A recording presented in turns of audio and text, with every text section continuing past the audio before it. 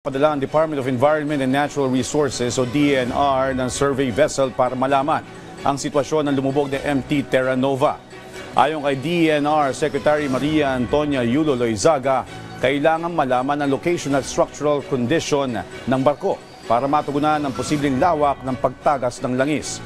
Samantala, nakatutok din umano ang DENR sa pagprotekta sa ecosystem, kaya't magkakaroon ito ng mapping para matukoy ang mga water sources na posibleng makontaminate.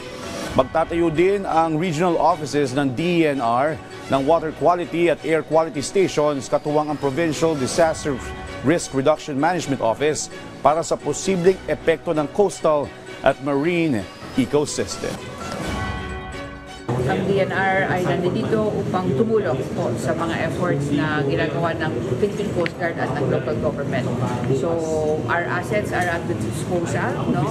Particularly yung meron po kami isang barko na pwede humanap kung saan man ang barko natin ngayon. So malocate man